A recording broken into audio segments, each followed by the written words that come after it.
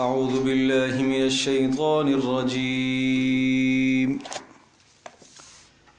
بسم الله الرحمن الرحيم. تبارك الذي نزل الفرقان على عبده ليكون للعالمين نذيرا. الذي له ملك السماوات والأرض ولم يتخذ ولدا ولم يكن له شريك في الملك وخلق كل شيء فقدره تقديرا. واتخذوا من دونه آلهة لا يخلقون شيئا وهم يخلقون ولا يملكون لأنفسهم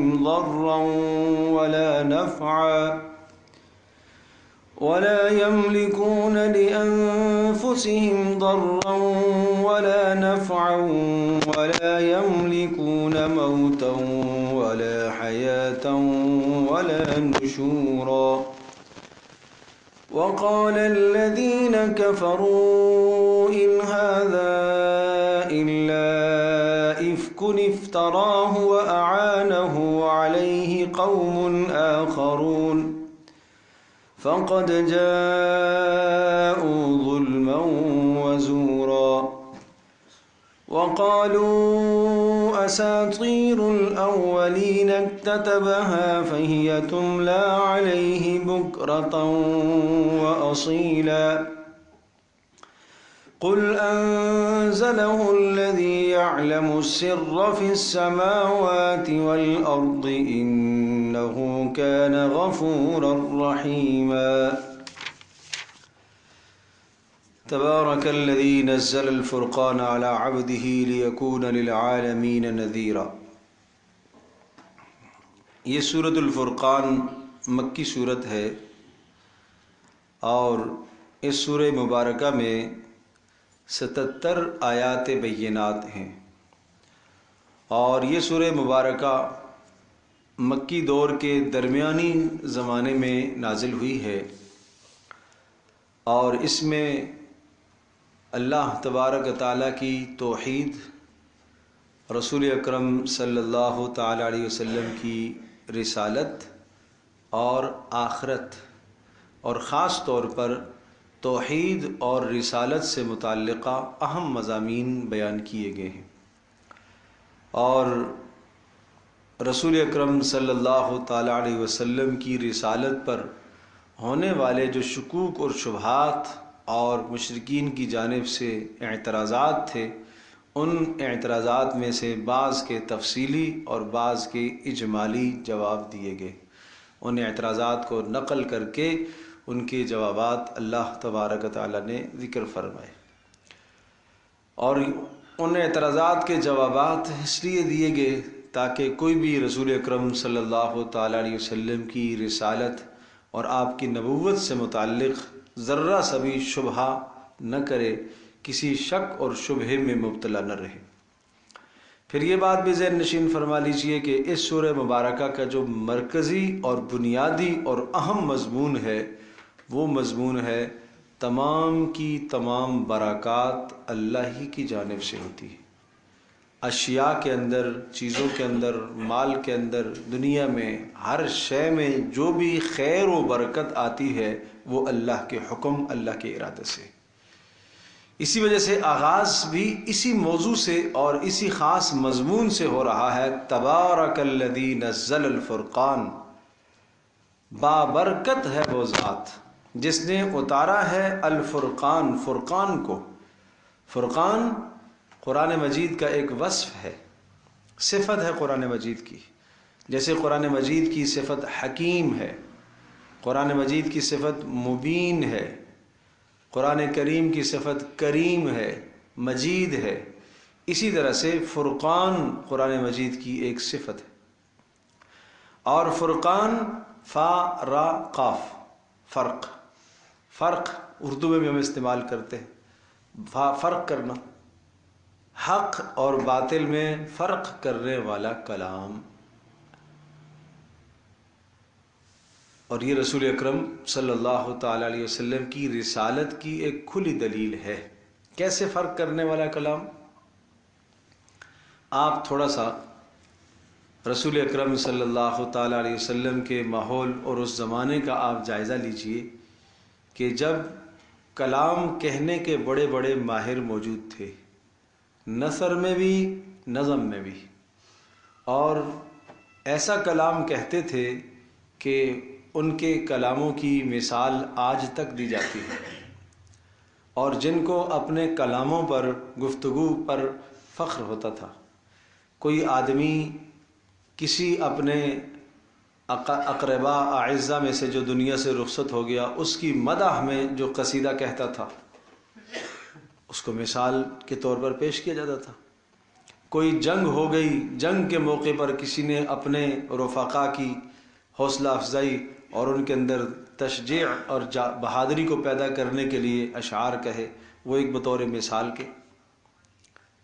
رسول اکرم صلی اللہ تعالیٰ علیہ وسلم پر جب یہ کلام نازل کیا گیا، میں آگے مزید اس کی تفصیل عرض کروں گا، تو یہ کلام حق اور باطل میں فرق کرنے والا ہے کہ تم شعر کو بھی جانتے ہو، نثر کو بھی جانتے ہو، کہانت کو بھی جانتے ہو، یہ تمام کی تمام چیزیں اس وقت جو مروج تھی سب کو تم جانتے ہو، اور قرآن مجید کے متعلق تمہیں ماننا پڑے گا کہ اس کے اندر تو نہ کوئی شعر ہے نہ کہانت کی بات ہے، یہ ٹھیک ٹھیک صاف صاف بات کرتا ہے، گزشتہ امتوں کے حالات بھی سناتا ہے، تمہارے اندر کے جو حالات ہیں، تمہارے دل کے اندر کے جو جذبات ہیں، وہ جذبات بھی یہ کبھی لے کر آتا ہے۔ ان جذبات کی قرآن مقدس جو ہے اس کی بھی تصویر بیان کرتا ہے کہ تم نے یہ سوچا، نبی کے متعلق یہ منصوبہ بنایا، مغیبات کا علم یہ بھی دیتا ہے، آئندہ آنے والے جو حالات ہیں ان حالات و احوال سے متعلق بھی پیشن گوئیاں کرتا ہے۔ تو اس لیے یہ حق اور باطل میں فرق کرنے والا کلام ہے۔ اب اس کے نازل ہونے کے بعد کسی قسم کے شک اور شبہے میں تمہیں مبتلا نہیں ہونا چاہیے۔ سنیے، تبارک الذی نزل الفرقان، بابرکت ہے وہ اللہ، وہ پاک ذات بابرکت ہے، الذی نزل الفرقان، جس نے فرق کرنے والی چیز کو اتارا، حق اور باطل میں فرق کرنے والا کلام جس نے اتارا، علی عبدہ، کس پر اتارا؟ اپنے بندے پر، اور علی عبدہ یہاں پر عبدیت یہ اضافت ہو رہی ہے رسول اکرم صلی اللہ تعالیٰ علیہ وسلم کی اللہ تبارک تعالیٰ کی طرف، کہ اللہ نے اپنے بندے یعنی محمد رسول اللہ صلی اللہ تعالی وسلم پر کلام اتارا۔ سب کے سب اللہ کے بندے ہیں، لیکن یہاں پر عبدیت سے مراد وہ بلند ترین مقام ہے عبدیت کا، بندہ ہونا اور عابد بن کر رہنا، کسی کی بندگی کرنے والا اور بندگی کرنے میں انتہا کو پہنچنے والا، عاجزی کرنے میں انتہا کو پہنچنے والا، اللہ کی عبادت کرنے میں انتہا کو پہنچنے والا، وہ رسول، اس پر اللہ پاک نے اپنے کلام کو، فرقان کو اتارا ہے۔ کیوں اتارا؟ کیا مقصد ہے اتارنے کا؟ لیکون للعالمین نذیرا، تاکہ یہ رسول، یہ نبی، یہ بندہ ہو جائے، لیکون تاکہ یہ ہو جائے، للعالمین سارے جہان والوں کے لیے، نذیراً ڈرانے والا، ان کو خبردار کرنے والا ہو جائے، للعالمین جہان والوں کے لیے، قیامت تک آنے والے سارے انسانوں کے لیے، تاکہ یہ رسول ہو۔ معنی یہ ہوا رسول اکرم صلی اللہ تعالیٰ علیہ وسلم کی ختم نبوت پر یہ دلیل ہے، لیکون للعالمین نذیرا، سارے جہانوں کے لیے کیا ہو؟ یہ نذیر ہو۔ اور نذیر کا معنی پہلے بھی کئی بتا چکا ہوں کہ نذیر اس کو کہتے ہیں کہ جو ڈراتا ہو لیکن شفقت کے ساتھ، محبت کے ساتھ، جیسے ماں کسی خطرناک انجام سے اپنی اولادوں کو متنبہ کرتی ہے اور باخبر کرتی ہے، اس کو کہا جاتا ہے انذار۔ یہ ہے انذار، اس کو کہتے ہیں ڈرانا۔ ایک ڈرانا ویسے چلتے چلتے کوئی آدمی کسی درندے سے ڈر گیا، وہ الگ ڈر ہے، وہ خوف ہے۔ دشمن کا ڈرنا، دشمن سے آدمی ڈرتا ہے، وہ ایک خوف ہے، وہ ایک الگ چیز ہے۔ یہ انذار، اس کے اندر شفقت کا پہلو ہوتا ہے کہ خبردار، لیکن اردو میں چونکہ اس کا ترجمہ ہم ڈرانے سے ہی کرتے ہیں، مطلب یہ کہ انذار، خبردار، اس خطرے سے اپنے آپ کو بچاؤ۔ یہ جہنم تمہارے سامنے کھڑی ہے اور اس کی ہولناکی اور اس کے عذاب سے اپنے آپ کو بچا لو۔ تو اب سنیے، تبارک الذی نزل الفرقان، بابرکت ہے وہ ذات جس نے قرآن مقدس کو اتارا علی عبدہ، اپنے بندے پر، لیکون للعالمین نذیرا، تاکہ وہ بندہ ہو جائے سارے جہان والوں کے لیے نذیر بن جائے۔ الذی لہ ملک السماوات والارض، یہ اتارا کس نے ہے؟ یہ بڑی اہم آیت ہے جو پوری توحید کی جامع مانع آیت ہے کہ اس پاک پروردگار کہ جس کی سلطنت صرف زمینوں میں نہیں آسمانوں میں بھی جس کی سلطنت ہے، ایک میں نہیں سارے آسمانوں میں، الذی لہ ملک السماوات، کہ سارے آسمانوں میں اس کی سلطنت ہے، والارض، اور کس میں؟ ساری زمینوں میں اس کی سلطنت ہے، اس کی بادشاہت ہے، اس کی حکمرانی ہے، اسی ہی کا حکم چلتا ہے۔ ان الحکم الا للہ، فیصلہ اسی کا چلتا ہے، حکم اسی کا چلتا ہے۔ اور دوسری خوبی، ولم یتخذ ولدن، ولم یتخذ ولدن، اچھا آسمانوں اور زمینوں کی سلطنت اسی کی ہے، تو کیا ایسا ہے کہ اس کا کوئی نائب؟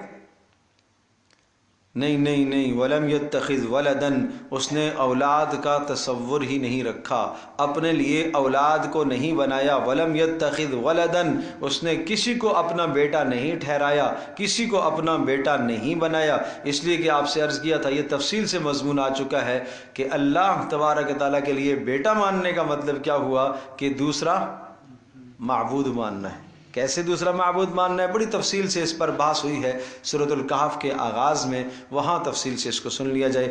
ولم یکن لہ شریک، ولم یکن لہ شریک فی الملک، اچھا اولاد نہیں ہے تو کیا اس کی سلطنت میں، آسمان و زمین کی سلطنت میں، کیا اس کا کوئی شریک ہے، کوئی اس کا شراکت دار ہے، ساجی ہے اس سلطنت میں؟ نہیں ہے، نہیں۔ وَخَلَقَ كُلَّ شَيْءٍ فَقَدَّرَهُ تَقْدِيرًا، اور مزید یہ کہ وَخَلَقَ كُلَّ شَيْءٍ، نمبر ایک آسمان و زمین کی حکومت اس کی، نمبر دو اولاد سے پاک، نمبر تین شریک سے پاک، نمبر چار وَخَلَقَ كُلَّ شَيْءٍ، اور ہر شے کو اس نے پیدا کیا ہے۔ وَخَلَقَ كُلَّ شَيْءٍ، ہر شے کو اسی ہی نے پیدا کیا ہے۔ تو معنی یہ ہوا وَفَقَدَّرَهُ تَقْدِيرًا، ہر شے کو پیدا بھی کیا اور ہر شے کی تقدیر بھی اس نے مقرر فرمائی۔ تو اب ذہن نشین فرمائیے، آسمان و زمین کی سلطنت اسی کی، نمبر دو اولاد سے پاک، نمبر تین شریک سے پاک، نمبر چار ہر شے کا خالق، نمبر پانچ تقدیر بھی اسی کی۔ یہ پانچ کی پانچ صفات، یہ پانچ کی پانچ باتیں اللہ ہی کے ساتھ خاص ہیں، اللہ کے علاوہ کسی کے ساتھ یہ باتیں خاص نہیں ہیں۔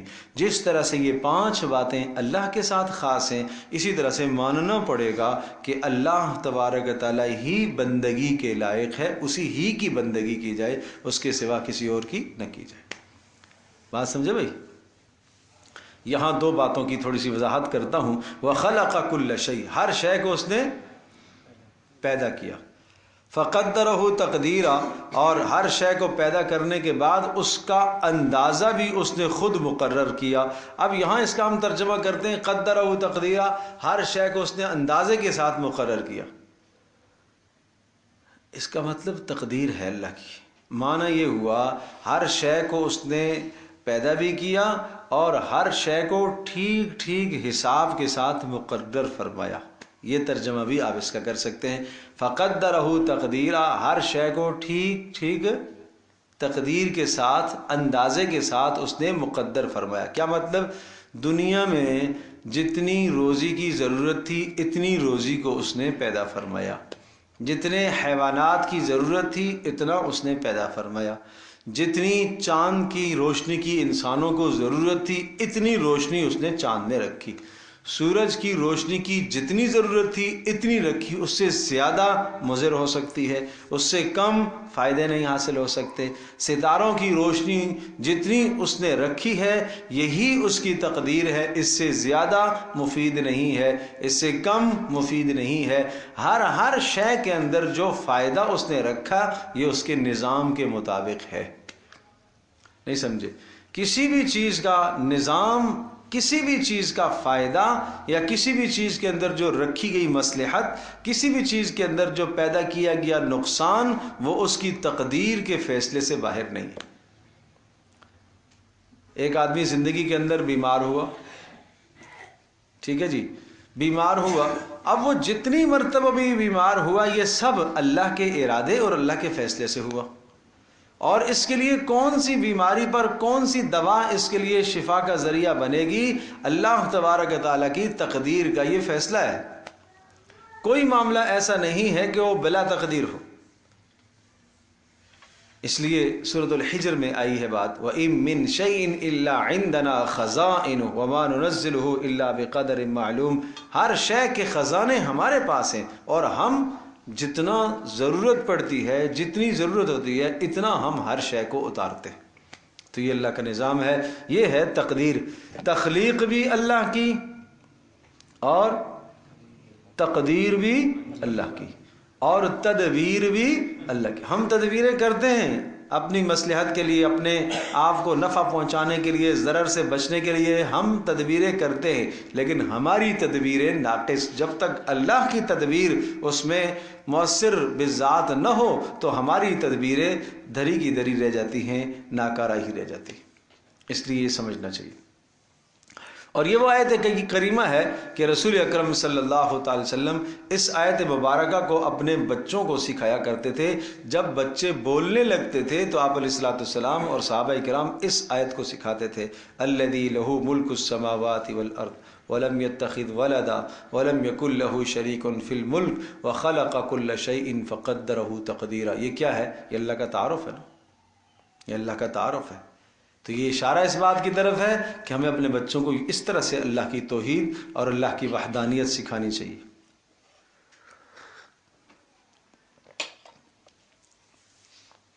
وَاتَّخَذُوا مِن دُونِهِ آلِهَةً، اور ان لوگوں نے بنا لیا ہے اللہ کے سوا اوروں کو معبود، لا يخلقون شيئا، جن کو انہوں نے معبود بنایا ہے، لا يخلقون شيئا، ان معبودوں نے کچھ بھی پیدا نہیں کیا۔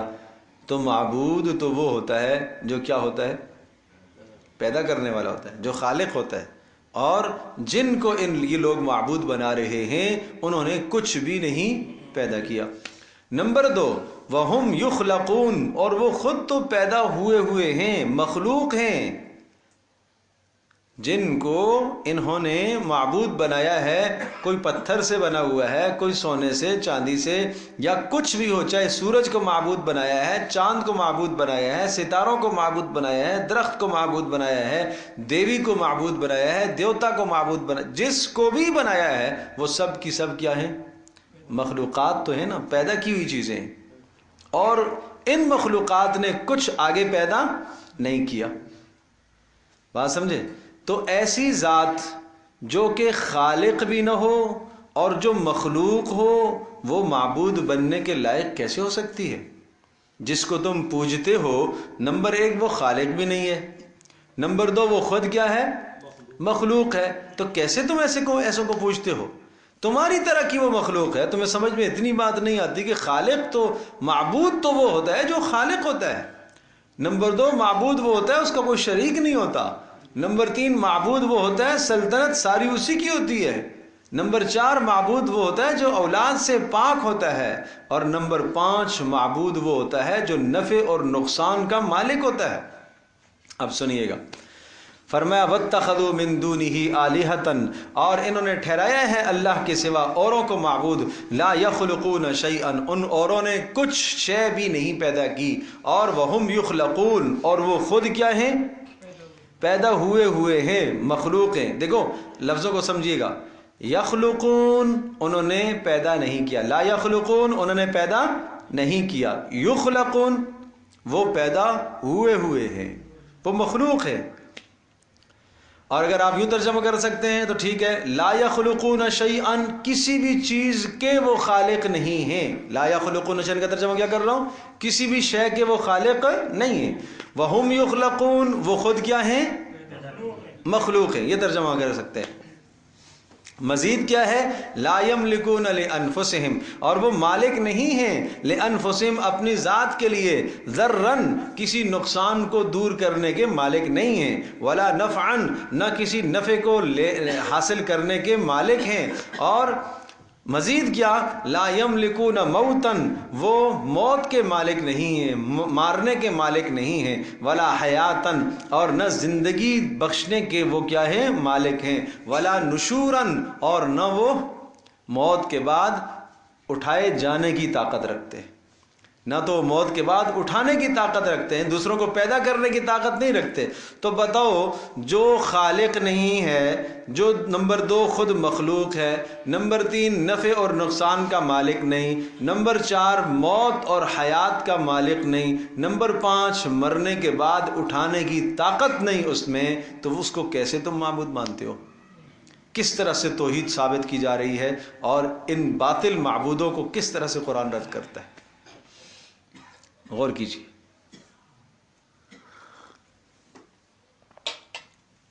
اس کے بعد یہ مضمون تھا توحید کا، اب رسالت پر آئی بات، سنیے۔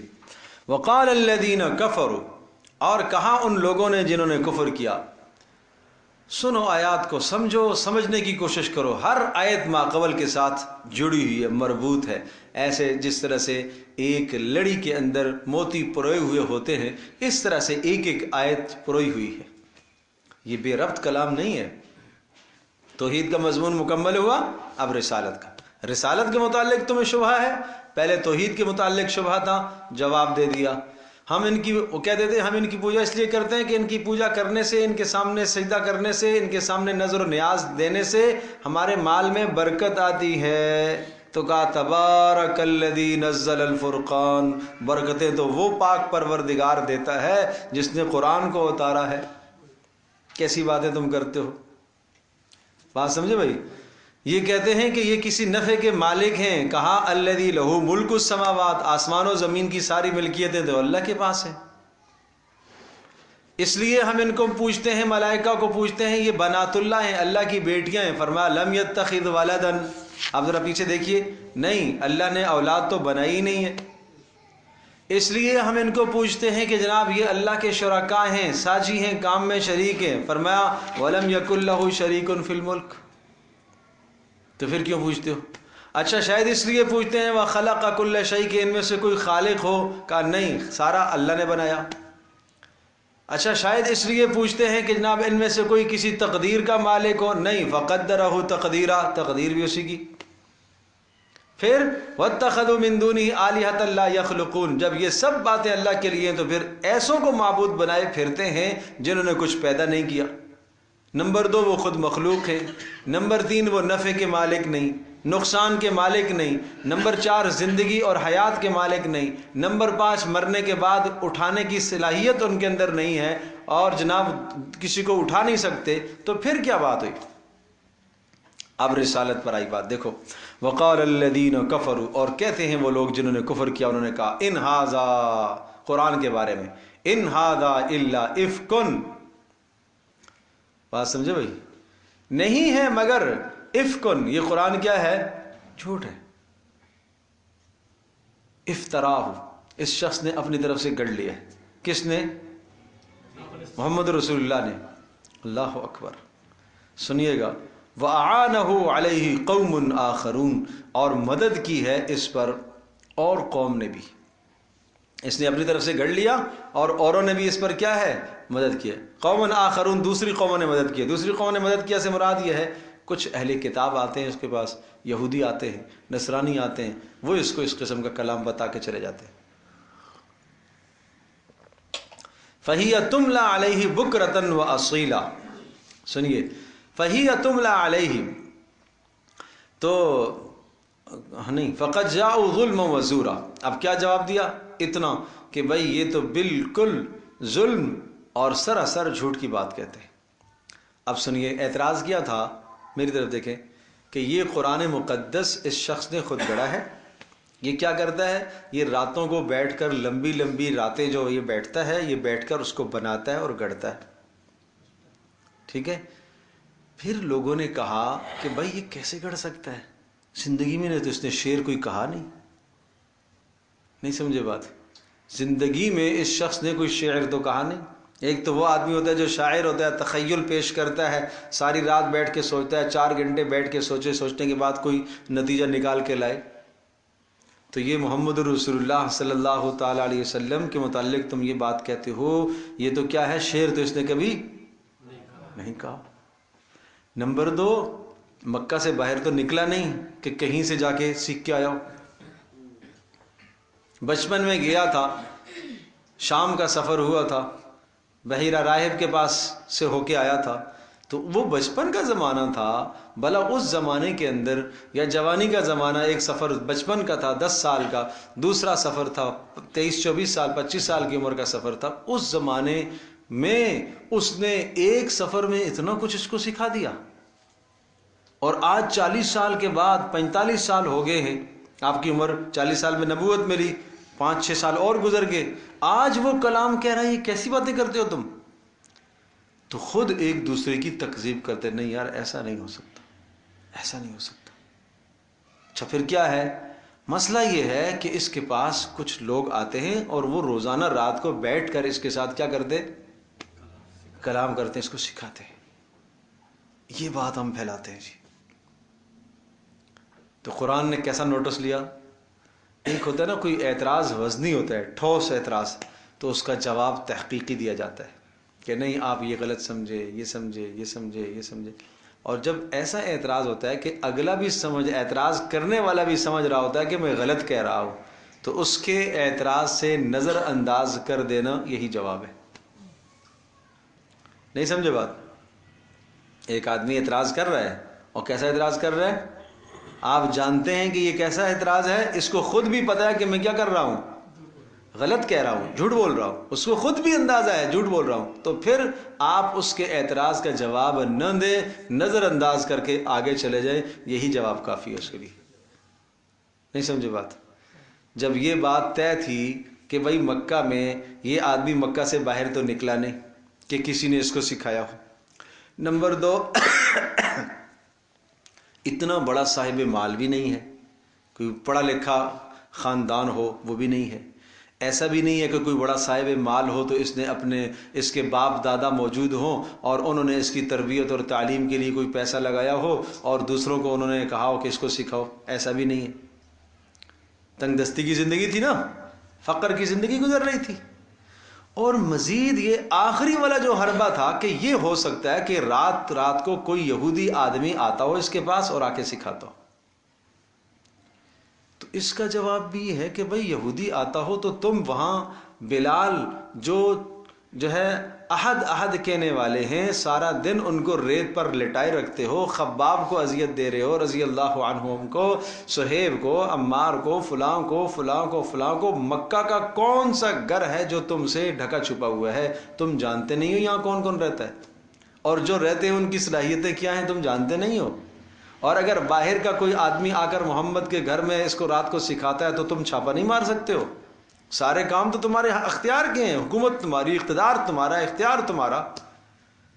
جب یہ ساری چیزیں بیکار ہیں, ایسا مطلب یہ ہے کہ اس مکہ کی سرزمین میں پر بھی کوئی نہیں مار سکتا تمہارے حکم اور اجازت کے بغیر, ایسا تمہارا ہولڈ اور اختیار ہے, تو پھر یہ کیسے ممکن ہو سکتا ہے کہ باہر سے ایک طاقت آ کر اس کو فصیح بلیغ کلام سکھا کر جاتی ہو, اور وہ ایسا شاندار کلام سکھاتی ہو کہ تم اس کلام کی مثال نہیں لا سکتے ہو. تو اس لیے قرآن نے کیا جواب دیا؟ فقد جاؤ ظلما وزورا. ظلم کی بات کرتے ہیں, جھوٹ کی بات کہتے ہیں, ظلم کی بات کہتے ہیں, جھوٹ کی بات کہتے ہیں. بس اتنا جواب کافی. بات سمجھے بھائی؟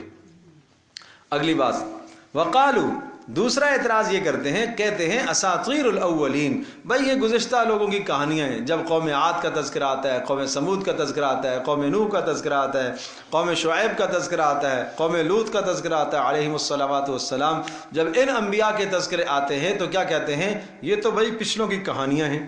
اکتتبہا, یہ لکھتا ہے خود، فہی تملا علیہ بکرتن و اصیلا، اور یہ لکھتا ہے اور کوئی آ کر اس کو لکھواتا ہے، املا کراتا ہے اس کو، تو فہی تملا علیہ بکرتن و اصیلا، اس عبارت کو بہت اچھے سانچے میں ڈال کر صبح و شام اس کے سامنے وہ عبارت پیش کی جاتی ہے۔ گزشتہ کچھ لڑکا کوئی آتا ہوگا گزشتہ قوموں کا، قل کہہ دیجئے انزلہ، نہیں، اس کا جواب یہ ہے انزلہ، اس قرآن کو آہستہ آہستہ اتارا ہے۔ انزلہ کا ترجمہ میں کیا کر رہا ہوں؟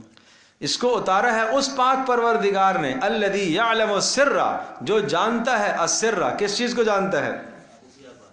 جو پوشیدہ چیزوں کو آسمانوں میں اور زمینوں میں جانتا ہے، انہ کان غفورا رحیما، وہ بخشنے والا مہربان ہے۔ اچھا، جب وہ جانتا ہے تو سوال یہ کہ اس قسم کے بکواسات کرتے ہیں رسالت کے متعلق، قرآن کے متعلق، ان کو عذاب کیوں نہیں دیتا؟ کہا غفور، بخشنے والا مہربان ہے، وہ رحیم ہے، وہ توبہ کی مہلت دیتا ہے۔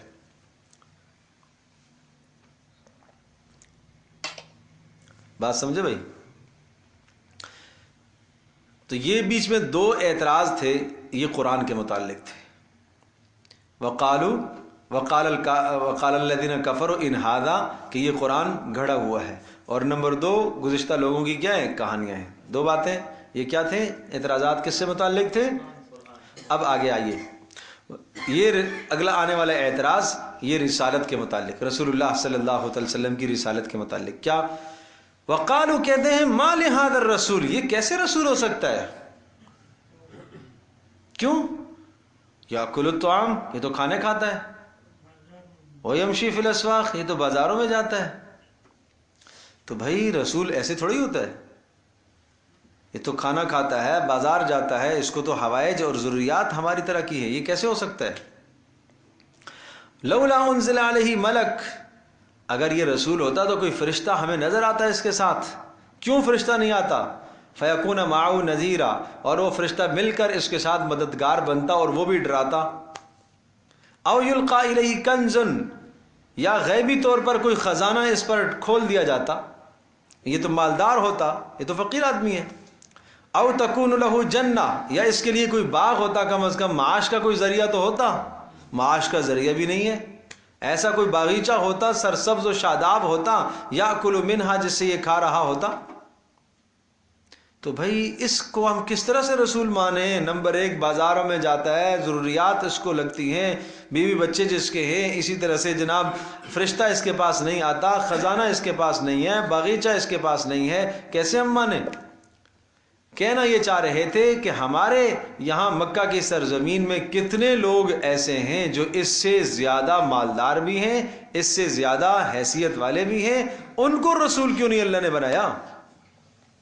وقال الظالمون ان تتبعون الا رجلا مسحورا، ان سب باتوں کے بعد یہ ظالم یوں کہتے تھے، ایک دوسرے سے یہ کہتے تھے کہ جب یہ نبی نہیں ہے تو اب جو اس کے پیچھے چل رہا ہے، معاذ اللہ ثم معاذ اللہ، کہا جائے گا کہ یہ کسی مسحور، جس پر جادو کیا گیا ہے، اس کی اتباع کر رہا۔ گویا کہ سیدنا ابوبکر صدیق رضی اللہ تعالی عنہ کو کہتے تھے یہ اتباع کر رہا ہے محمد کی صلی اللہ علیہ وسلم کی، اور محمد پر جادو ہوا ہے، جادو کسی نے کر کے اس کا دماغ خراب کر دیا، معاذ اللہ ثم معاذ اللہ۔ اس قسم کی بیہودہ باتیں تھیں، یا تو اس پر کسی نے جادو کر دیا، یا یہ مجنون ہو گیا، یا یہ ہے کہ جناب یہ ہمارے الہہ کو برا بلا کہتا ہے، تو اس میں سے کسی کی برائی اس کو لگ گئی، کسی کی بد دعا اس کو لگ گئی ہے، اس لیے یہ بہکی بہکی باتیں کرتا ہے۔ تو ہوتا یہ ہے کہ جب کوئی آدمی 100% سچ اور درست بات کہہ رہا ہوتا ہے نا، بات سمجھ میں آ رہی ہے؟ صاف سچ اور درست بات، لیکن سامنے جب سچ اور درست سننے کی صلاحیت نہیں ہوتی تو اس کو سچ بھی کہتے ہیں کڑوا لگتا ہے۔ ہوتا ہے کہ نہیں ہوتا ہے؟ اس کو سچ بھی کڑوا لگتا ہے، اس لیے کہ مزاج جو خراب ہو گیا نا، اس لیے وہ کہتے ہیں ایک بھنگی کہیں سے جا رہا تھا، تو جاتے جاتے اس نے ایک عطر والے کی دکان کے پاس سے گزرا، جیسے ہی اس کو خوشبو چڑھی تو بے ہوش ہو گیا، بے ہوش ہو گیا، سارے دوڑے آئے، بھائی آدمی گر گیا، کوئی پانی ڈال رہا ہے، کوئی کیا کر رہا ہے، کوئی ہاتھ دبا رہا ہے، پیر دبا رہا ہے۔ اچھا بھائی، ایک اسی کی جنس کا ایک اور بھنگی وہاں سے آیا، تو اس نے دیکھا یہ بے ہوش پڑا ہوا ہے، عطر کی دکان کے سامنے ہے، تو اس نے کہیں سے غلاظ اٹھائی، اس کے ناک کے سامنے رکھی تو وہ ہوش میں آ گیا۔ کیوں بھائی؟ وہ فطرت جو خراب ہوئی ہے۔ تو اسی طرح سے مثال کے طور پر جس کی فطرت خراب ہو جاتی ہے اس کو اچھی چیز نہیں سوچتی۔ ہمارا سمجھ میں نہیں آئی؟ بیمار ہے ایک آدمی، دنیاوی جسمانی بیماریوں میں آپ نہیں دیکھتے ہو، ایک آدمی بیمار ہے، معدے کا خراب ہے، اس کو آپ طاقتور مقوی غذائیں کھلاؤ کھلاؤ کھلاؤ، کیا فائدہ اس کو؟ وہ ہے ہی جو بیمار۔ پہلے اس کی بیماری کی تو کا علاج تو کرو نا، اس کے بعد مقوی کھلائیے گا اس کو، طاقتور غذائیں اس کو دیجیے گا۔ تو ان کی فطرت سلیمہ ہی خراب ہے، تو یہ رسول پاک صلی اللہ علیہ وسلم کے خلاف کیا کہتے تھے؟ یہ مسحور ہے، اس پر جادو ہوا ہے، یہ مجنون ہے، یہ دیوانہ ہے۔ آگے دیکھیے جواب، سبحان اللہ، انظر اے نبی آپ بھی دیکھیے، کیف ضربوا لک الامثال، کس قسم کی بیہودہ باتیں آپ کے بارے میں کہتے ہیں۔ اللہ اکبر، کس قسم کی بیہودہ باتیں آپ کے بارے میں کہتے ہیں، اور یہ کہہ کر فضلوا، گمراہ ہو گئے، فلا یستطیعون سبیلا، کوئی راستہ نہیں پائیں گے ہدایت کا۔ اللہ اکبر، بات سمجھ میں آ گئی بھائی؟ اچھا یہاں پر تو اتنا کہہ دیا، رسول اللہ کو تسلی دی، اب ان باتوں کے جواب آہستہ آہستہ آ رہے ہیں۔ ایک سوال یہ تھا نا کہ یہ رسول بازاروں میں کھاتا پیتا ہے، یہ کیسا رسول ہے؟ اس کا جواب آگے آئے گا۔ اچھا اسی طرح سے یہ کہ جناب فرشتہ کیوں نہیں ہے، آگے بات آئے گی۔ اچھا اس کے پاس خزانے ہوں یا باغات ہوں، اس کا جواب آ رہا ہے، تبارک الذی ان شاء، بابرکت ہے وہ ذات، اللہ تبارک تعالیٰ ساری برکتیں اس کے پاس ہیں، ان شاء، اگر وہ چاہتا تو کیا کرتا، جعل لک خیرا من ذالک، اللہ پاک بنا دیتا اس سے زیادہ بہتر آپ کے لیے۔ یعنی یہ کہتے ہیں نا کہ آپ کے لیے ایک باغیچہ ہو، اگر اللہ چاہتا تو ایک باغیچہ کیا، پورے سرزمین مکہ کو اللہ پاک آپ کے لیے باغ بنا دیتا، مکہ کے سارے پہاڑوں کو آپ کے لیے سونا بنا دیتا، خزانے اگلتے پہاڑ وہاں سے۔ آپ اللہ کے لیے کیا مشکل ہے؟ اگر اللہ چاہتا آپ کے لیے بنا دیتا اس سے زیادہ بہتر، جنات، ایسے باغات جن کے نیچے سے نہریں بہ رہی ہوتی، وَيَجْعَلْ لَكَ قُصُورًا، اور آپ کے لیے ایک نہیں کئی محلات اللہ پاک بنا سکتا تھا۔ بات سمجھے بھائی؟ بل کذبوا بالساعہ، اچھا اگر ایسا بنا دے تو پھر کیا ہوگا؟ اگر اللہ تبارک تعالیٰ آپ کے لیے اتنے باغات بنا دے جیسے یہ مطالبہ کر رہے ہیں، اگر اللہ تبارک تعالیٰ آپ کے ساتھ فرشتہ اتار دے، اس کی جواب آگے آئے گا، تو پھر کیا ہوگا؟ ماننا انہوں نے پھر بھی نہیں ہے۔ بات سمجھے بھائی؟ ماننا انہوں نے پھر بھی نہیں ہے۔ تو یہ رسالت پر ہونے والے اعتراضات یاد رکھیے گا، آگے جواب آئیں گے ایک ایک کر کے۔ ایک سوال یہ تھا کہ یہ کھاتا پیتا کیوں ہے، دوسرا سوال کیا تھا فرشتہ کیوں نہیں آتا، تیسرا سوال کیا تھا خزانے اس کے پاس کیوں نہیں، چوتھا سوال کیا تھا کوئی باغیچہ کیوں نہیں ہے۔ یہ ہر ایک کے جواب آگے آ رہے ہیں، دیکھیے گا۔ باغ کا جواب تو یہ آ گیا، بل کذبوا بالساعۃ واعتدنا لمن کذب بالساعۃ سعیرا، بات یہ نہیں ہے کہ مطالبات کے آنے کے بعد یہ مان لیں گے، نہیں، بل کذبوا بالساعۃ، یہ تو آخرت کے جھٹلانے والے، یہ ساری نشانیاں ہم دکھا سکتے ہیں لیکن پھر بھی انہوں نے نہیں ماننا۔ وَأَعْتَدْنَا لِمَنْ كَذَّبَ بِالسَّاعَةِ سَعِيرًا، اور ہم نے تیار کر کے رکھا ہے جو جھٹلانے والا ہے اس کے لیے ہم نے تیار کر کے رکھا ہے سعیراً، دیکھتی ہوئی آگ کو، اِذَا رَأَتْهُم مِّن مَّكَانٍ بَعِيدٍ، جب اس آگ کو دیکھیں گے دور سے، سَمِعُوا لَهَا تَغَيُّظًا وَزَفِيرًا، یہ سنیں گے اس آگ کی تغیظ کو، سنیں گے تغیظ، جھنجھلانا، چیخنا، دھاڑنا، زفیراً، چلانا، زفیر کہتے ہیں بہت چیخ و پکار، اور تکاد تمیز من الغیظ، سورۃ الملک میں جہنم کو دیکھیں گے نظر یوں آئے گی جیسے پھٹ جائے گی۔ کسی آدمی کو غصہ آ جاتا ہے، شدید ترین غصہ آ جاتا ہے تو کیا ہوتا ہے؟ چہرہ اس کا سرخ ہو جاتا ہے، پسینہ آ جاتا ہے، ایسا لگتا ہے جیسے پھٹ جائے گا غصے میں۔ اسی طرح سے جہنم کو غصہ اور غضب ہوگا، اس لیے کہ اللہ تبارک تعالیٰ کے غضب اور غصے کا مظہر اور نشانی ہے جہنم۔ وَإِذَا أُلْقُوا مِنْهَا مَكَانًا ضَيِّقًا مُقَرَّنِينَ، اور جب ان کو داخل کیا جائے گا، منہا جہنم کے اندر داخل کیا جائے گا، مکانً ضَيِّقًا، تنگ جگہ پر ڈالے جائیں گے۔ تنگ جگہ پر کیوں ڈالے جائیں گے؟ دیکھو جہنم تو اتنی بڑی، سارے کے سارے انسان چلے جانے کے بعد بھی وہ کہے گی، اللہ پوچھے گا حل امتلاتی، بھر گئی ہو؟ وہ کہے گی حل من مزید، نہیں میرا پیٹ نہیں بھرا، اور لے آؤ۔ اور ایک جہنمی کے جسم کو بڑھایا جائے گا۔ کتنا بڑھایا جائے گا؟ رسول اللہ صلی اللہ علیہ وسلم نے فرمایا ایک آدمی کے ضرس الکافر، کافر کی جو داڑھ ہے وہ احد پہاڑ جتنی بڑی ہوگی۔ جب داڑھ اتنی بڑی ہے تو اسی مناسبت سے اس کا جسم بڑا ہوا ہوگا، اور یہ جسم پھیلا دیا جائے گا۔ کیوں؟ تاکہ عذاب زیادہ ہو، تاکہ عذاب زیادہ ہو، اس لیے جسم کو پھیلا دیا جائے گا۔ اس کے باوجود بھی جب اتنے بڑے بڑے جسامت کے مالک ہو کر جہنم میں ڈالے جائیں گے تو پھر تنگ جگہ میں ڈالے جائیں گے، اس لیے کہ ایک اوپر سے گرمی، شدت، حرارت، اور پھر جب مجمع زیادہ ہو تو گھٹن تو ہوتی ہے نا، تو گھٹن کا عذاب الگ، آگ کا عذاب الگ، بھوک کا عذاب الگ، یہ سب عذاب جہنم ہے۔ وَإِذَا أُلْقُوا مِنْهَا مَكَانًا ضَيِّقًا مُقَرَّنِينَ، اور جب ڈال دیے جائیں گے جہنم کے اندر تنگ جگہ پر، مقررین جکڑے ہوئے زنجیروں میں، دعوا هُنَالِكَ ثُبُورًا، وہاں پر پکاریں گے ثبوراً، موت کو پکاریں گے، موت موت موت، اور یعنی مر جائیں، جان چھوٹے۔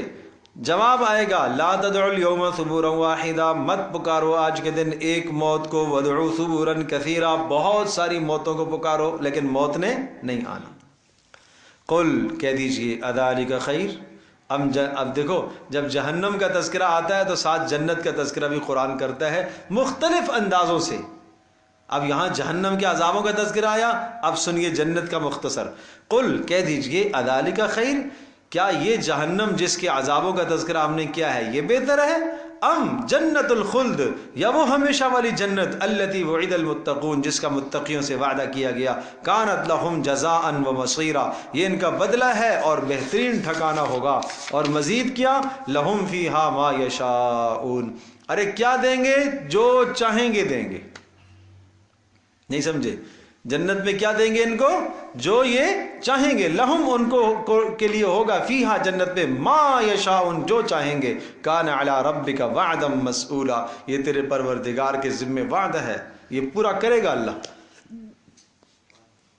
وَيَوْمَ يَحْشُرُهُمْ وَمَا يَعْبُدُونَ مِن دُونِ اللَّهِ، اور وہ وقت آنے والا ہے جس دن اللہ پاک ان سب کو جمع کرے گا، وما یعبدون، یحشرہم، ان کو جمع کرے گا، کن کو؟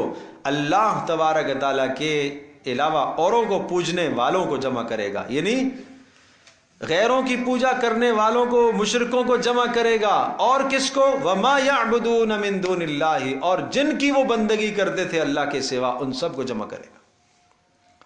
عیسیٰ علیہ السلام کو جنہوں نے الہ مانا، اللہ تبارک تعالیٰ عیسیٰ علیہ السلام کو بھی لے آئیں گے۔ اللہ پاک پوچھے گا عیسیٰ علیہ السلام سے، اَأَنْتَ قُلْتَ لِلنَّاسِ، تو نے کہا تھا لوگوں کو، اتخذونی و امی الہین من دون اللہ، کہ مجھے اور میری ماں مریم کو معبود بناؤ؟ اے عیسیٰ تو نے کہا تھا؟ قال سبحانک، اے اللہ تو پاک ہے، تو شرک سے پاک ہے، اے اللہ تو شرک سے پاک ہے۔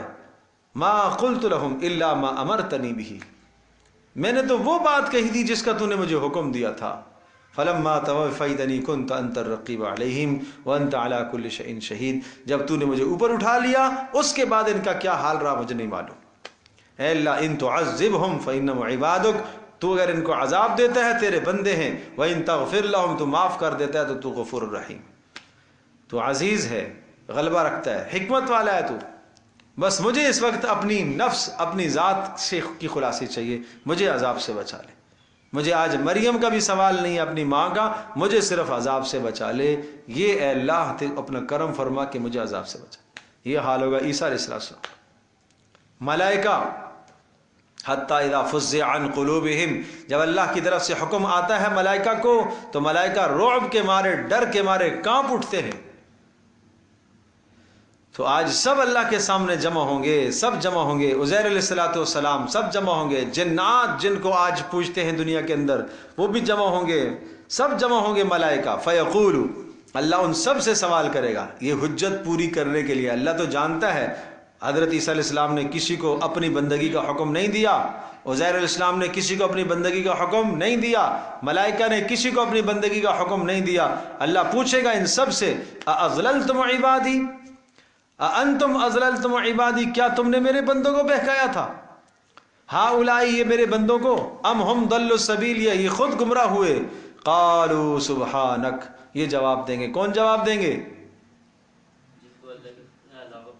ہاں، عزیر علیہ السلام، عیسیٰ علیہ السلام، ملائکہ، سب کہیں گے اے اللہ سبحانک، اے اللہ تو پاک ہے، تیرا کوئی شریک نہیں ہے۔ ما کان ینبغی لنا، اے اللہ ہمیں تو زیب ہی نہیں دیتا ان نتخذ من دونک من اولیاء، اپنے آپ کے سوا کسی اور کو ہم معبود سمجھے، اولیاء بانے، کارساز مانے، ولیکن متعتہم وآباءہم، اے اللہ تو نے ان کو مزے دیے تھے نا دنیا کے اندر، زندگی تو نے ان کو دی تھی، اور ان کے آباء و اجداد کو بھی تو نے بڑی لمبی لمبی زندگیاں دی تھی، ان زندگیوں کو دینے کا تقاضا یہ تھا کہ یہ تیرا شکر ادا کرتے، لیکن حتی نسوا الذکر، یہ تیری نصیحت کو بھول گئے، یہ تیری نصیحت کو بھول گئے۔ وَكَانُوا قَوْمًا بُورًا، اور یہ خود تھے تباہ ہونے والے۔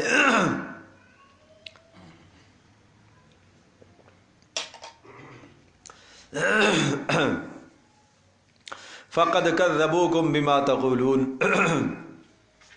اب اللہ پاک ان سے کہے گا اب بتاؤ، تم کہتے تھے کہ ہمیں عیسیٰ نے کہا، عزیر علیہ السلام نے کہا، ملائکہ نے کہا تھا کہ ہماری بندگی کرو اللہ کو چھوڑ کر۔ اب اللہ پوچھے گا، کیا پوچھے گا؟ کذبوکم، اے کافرو، اے مشرکو، انہوں نے، نبیوں نے، یعنی عزیر علیہ السلام نے، عیسیٰ علیہ السلام نے، ملائکہ نے تو تمہاری تکذیب کر دی، بما تقولون، جو تم کہتے تھے۔ یہ تو کہہ رہے ہیں کہ ہم نے نہیں کہا بندگی کا۔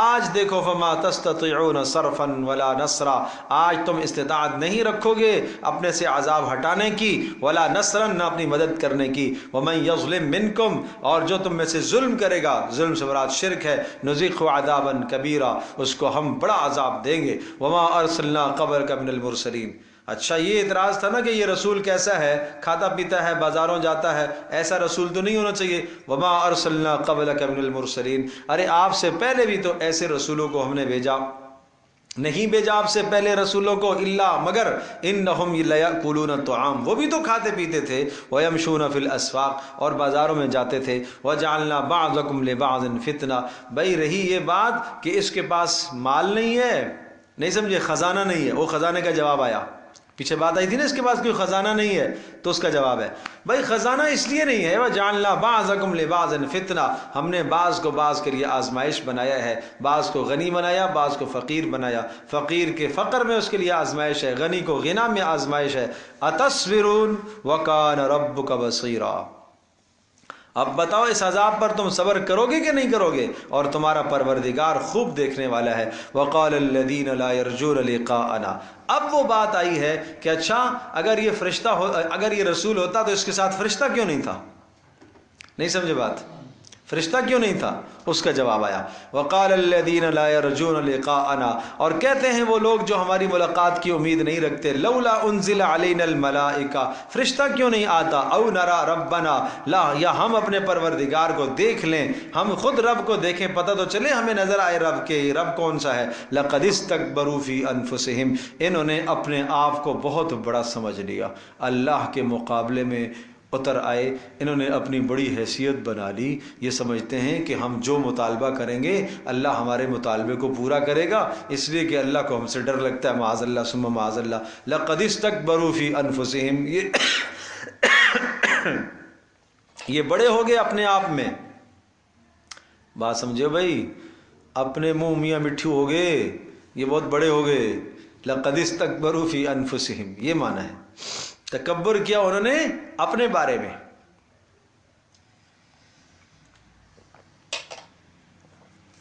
وَعَتَوْا عُتُوًّا كَبِيرًا، اور بڑی سرکشی انہوں نے مچائی اور حد سے نکل گئے، اور انہوں نے وہ مطالبہ کر دیا جو موسیٰ علیہ السلام کی قوم نے ان سے مطالبہ کیا تھا، أَرِنَا اللَّهَ جَهْرًا، ہم اللہ کو دیکھنا چاہتے ہیں۔ یوم یرون الملائکۃ، اچھا بات کرتے ہو ملائکہ کی تو سن لو، یوم یرون الملائکہ، جس دن فرشتے دیکھیں گے، لا بشرا یومئذ للمجرمین، اس دن فرشتوں کو دیکھنے کے بعد تمہارے لیے کوئی خوشی کی بات نہیں۔ بشرا کا ترجمہ نہ خوشی، جس دن تم دیکھو گے ملائکہ کو تمہارے لیے کوئی خوشی کی بات نہیں ہوگی۔ کیا مطلب؟ دوسرے مقام پر آتا ہے یضربون وجوہہم وادبارہم، وہ ملائکہ آتے ہیں دنیا میں روح نکالنے کے لیے، اور جب روح نکالنے کے لیے آئیں گے تو تمہیں نظر آئیں گے، پھر تمہاری پشتوں پر بھی ماریں گے، تمہارے چہروں پر بھی ماریں گے، اور پھر تم کہو گے بھائی اس فرشتے کو پیچھے کرو پیچھے کرو پیچھے کرو۔ ہاں کبھی کبھی روح جب نکلنے لگتی ہے نا تو یہ منظر نظر آتا ہے، آدمی بولتا ہے بھائی یہ کچھ لوگ آئے مجھے مارنے کے لیے، ان کو ہٹاؤ ان کو ہٹاؤ۔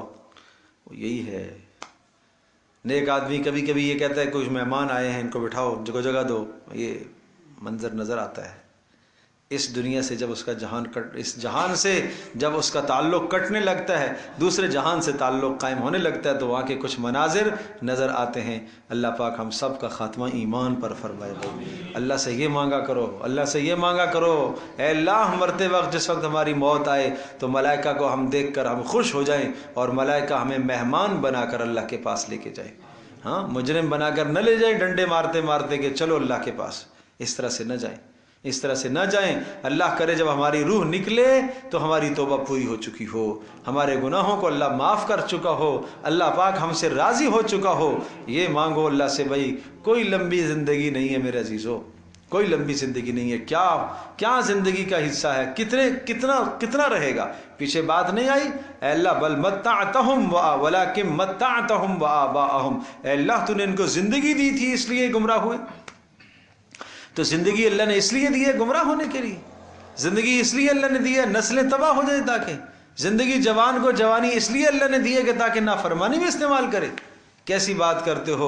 یوم یرون الملائکہ، اور جس دن یہ ملائکہ کو دیکھیں گے روح نکالنے کے لیے آئیں گے یا عذاب لے کر آئیں گے، لا بشرا یومئذ للمجرمین، اس دن ملائکہ کو دیکھ کر تمہیں کوئی خوشی نہیں ہوگی۔ ویقولون، اور کہیں گے اس وقت حجرا محجورا، ہمارے اور ملائکہ کے درمیان میں پردے ڈالو بھائی، پردے ڈالو تاکہ ہم انہیں دیکھ بھی نہ سکیں۔ وقدمنا الی ما عملوا من عمل فجعلناہ هباء منثورا، اللہ فرما رہا وقدمنا، سمجھ لو کہ ہم آگے الی ما عملوا، ان اعمال کی طرف جو انہوں نے کیے، ہم آگے ان اعمال کے پاس بدلہ دینے کے لیے آگے، تو آگے تو کیا کریں گے؟ فجعلناہ هباء منثورا، ہم ان کے اعمال کو اڑتے ہوئے غبار کی طرح ذرہ ذرہ کر دیں گے۔ کیوں؟ اس لیے کہ عمل کے ساتھ شرک ملا ہوا ہے، جس عمل کے ساتھ شرک ملا ہوا ہو وہ زیرو ہو جاتا ہے، اس کی کوئی قدر و منزلت اللہ کے ہاں نہیں ہے۔ اصحاب الجنت یومئذ، اللہ اکبر، جنت والے اس دن خیر مقاما، بڑے عزت والی قیام گاہ میں ہوں گے، واحسن مقیلا، اور بہت آرام والی آرام گاہ میں ہوں گے۔ ویوم تشقق السماء بالغمام، ملائکہ اس وقت نظر آئیں گے، تم ملائکہ کو پوچھ رہے ہو، ویوم تشقق السماء، اور جس دن پھٹے گا آسمان، بالغمام، ایک بادل کی طرح ہو جائے گا۔ اس بادل سے مراد ملائکہ اوپر سے اتریں گے، جیسے سائبان بادل ہے اس طرح سے ملائکہ نظر آئیں گے۔ ونزل الملائکۃ تنزیلا، اور اس دن ملائکہ تسلسل سے کے ساتھ اتریں گے۔ سن لو پھر، الملک یومئذ الحق للرحمن، اس دن تو سلطنت تو اس پاک پروردگار رحمان کی ہوگی، اس دن تو تم ملائکہ کو دیکھ کے دور بھاگو گے۔ وَكَانَ يَوْمًا عَلَى الْكَافِرِينَ عَسِيرًا، اور وہ دن کافروں پر بڑا سخت اور تلخ ہوگا، بڑا سخت اور تلخ ہوگا۔ اگلی آیات کا ترجمہ سنیے، پھر ایک پس منظر ذکر کرتا ہوں۔ وَيَوْمَ يَعَضُّ الظَّالِمُ عَلَى يَدَيْهِ، اور وہ وقت ہوگا، وہ دن قیامت کا ایسا ہوگا، يَعَضُّ الظَّالِم، ظالم اور مشرک کاٹے گا، عَلَى يَدَيْهِ، اپنے ہاتھوں کو، یقول کہے گا، یا لیتنی اتخذت مع الرسول سبیلا، ہائے کاش کہ میں رسول کی زندگی کو اپنا لیتا، یا لیتنی، ہائے کاش، اتخذت، بنا لیتا، رسول کے ساتھ کوئی راستہ بنا لیتا، میں اپنی نجات کا، سفارش کا کوئی راستہ بنا لیتا۔ یا ویلتا لیتنی، ہائے میری شامت، ہائے افسوس، لم اتخذ فلانا خلیلا، فلاں کو دوست نہ بناتا، لقد اضلنی عن الذکر بعد اذ جاءنی، اس نے مجھے بہکا دیا، گمراہ کر دیا، ذکر سے، نصیحت سے، قرآن سے دور کر دیا جب یہ قرآن میرے پاس آیا۔ وَقَانَ الشَّيْطَانُ لِلْإِنسَانِ خَذُولًا، اور یہ ظالم شیطان تو انسان کو رسوا ہی کرتا ہے، رسوا ہی کرتا ہے۔ اللہ اکبر۔ جوانوں، اپنی صحبتیں اچھی کرو، دوستیاں اچھی کرو، بری دوستیوں سے اپنے آپ کو بچاؤ۔ یہ بری دوستی کا ایک منظر پیش کیا جا رہا ہے، بری دوستی کا ایک منظر پیش کیا جا رہا ہے، اور وہ منظر یہ ہے، عقبہ بن ابی معیط مکہ کے سرداروں میں سے تھا، اور اس کا دوست تھا امیہ بن خلف، وہ بھی سرداروں میں سے تھا، دونوں کے درمیان میں بڑی گہری دوستی تھی۔ تو ایسا ہوا کہ عقبہ ابن ابی معیط یہ سفر میں جب جاتا تھا تو واپس آنے کے بعد یہ سب کی دعوت کیا کرتا تھا، اور اس نے ایک مرتبہ دعوت کی تو سب رؤساء کو، مکہ کے ذی وجاہت اور عزت والے لوگوں کو اس نے دعوت دی۔ ایسے موقع پر رسول اکرم صلی اللہ تعالی وسلم کو بھی دعوت دیتا تھا، اس لیے کہ یہ عزت کا موقع ہے، اگر ان کو نہ بلایا جائے، بنو ہاشم کا گھرانہ ہے اور عزت مند ہے، اور رسول اکرم صلی اللہ علیہ وسلم کا خاندان عزت مند خاندان ہے، اور آپ علیہ السلام کا اپنا مقام اپنے خاندان میں بھی بڑا مقام تھا۔ رسول پاک صلی اللہ علیہ وسلم کو دعوت دی تو آپ نے فرمایا کلمہ پڑھو گے تو آؤں گا۔ اس نے کلمے کا اقرار کر لیا، زبان سے کیا بیٹھا، اس لیے کہ ایک عزت کے خلاف بات سمجھتا ہوں کہ وہ آئے اور وہ کھانا نہ کھائے، تو کہا آپ علیہ السلام نے میں کھانا تو کھاؤں گا لیکن تم لا الہ الا اللہ پڑھو گے تو کھاؤں گا، تو اس نے لا الہ الا اللہ پڑھ لیا۔ ادھر امیہ بن خلف کو بڑا برا لگا، یہ کیا بات ہوئی بھائی، کہ دیکھو یار گھر میں ایک آدمی آیا ہے اور اس کی بغیر کھائے چلا جائے، یہ ہماری عزت گوارا نہیں کرتی۔ تو اس نے کہا کہ نہیں، تو عقبہ نے کہا کہ میں نے زبان سے کلمہ پڑھا تھا، دل سے نہیں پڑھا تھا۔ کہا نہیں میں نہیں مانتا۔ اچھا پھر کیا کروں؟ کہا تم جاؤ جا کے اس کے چہرے پر تھوک کراؤ، محمد صلی اللہ علیہ وسلم کے چہرے پر، معاذ اللہ ثم معاذ اللہ۔ تو یہ عقبہ بن ابی معیط بدبخت اٹھا اور اس نے جا کے رسول اللہ کے چہرے پر تھوکا۔ کس وجہ سے؟ دوستی کی وجہ سے، امیہ بن خلف کی دوستی کی وجہ سے۔ آج دوست دوست کو گناہ پر آمادہ کرتا ہے، آج دوست دوست کو بہکاتا ہے، آج دوست دوست کو نماز سے غافل کرتا ہے، آج دوست دوست کو غلط راستے پر لگاتا ہے، آج ایک دوست دوست کو بے حیائی کے راستے پر ڈالتا ہے۔ اس دوست کو سمجھنا چاہیے۔ اب دوبارہ سے ان آیات کا ترجمہ سنو۔ وَيَوْمَ يَعَزُّ الظَّالِمُ، جو گمراہ ہوا کسی کی دوستی میں آ کر، وہ ظالم اس دن اپنے ہاتھوں کو منہ میں لے کے چبائے گا اور کہے گا ہائے کاش میں رسول کے راستے پر چل جاتا، ہائے کاش کہ میں رسول کے راستے پر چلتا، رسول کی سنت پر چلتا صلی اللہ علیہ وسلم، ہائے کاش میں اپنے نبی کی زندگی کو اپنا لیتا۔ یا ویلتا لیتنی لم اتخذ فلانا خلیلا، کہے گا ہائے کاش میں فلاں کو دوست نہ بناتا، جس کو میں نے دوست بنایا تھا دنیا میں وہ مجھے کھلاتا پلاتا گمراہیوں میں لے کے جاتا تھا۔ لقد اضلنی عن الذکر بعد اذ جاءنی، وہ مجھے بہکاتا تھا نصیحت سے، بعد اذ جاءنی، نصیحت کے آنے کے بعد۔ وکان الشیطان لربہ خذولا، فرمایا ہاں انسان تو آدمی کو رسوا کر کے ہی چھوڑتا ہے۔ تو اس لیے عزیزوں، دوستوں اور بزرگوں اور ماں اور بہنوں اور بچیوں، اچھی صحبتوں میں اپنے جوانوں کو، بچوں کو اچھی صحبتوں میں جوڑا کرو۔ بچیوں کو بھی اچھی صحبت اختیار کرنی چاہیے، بروں کے ساتھ نہیں بیٹھنا چاہیے، بری مجالس میں نہیں بیٹھنا چاہیے۔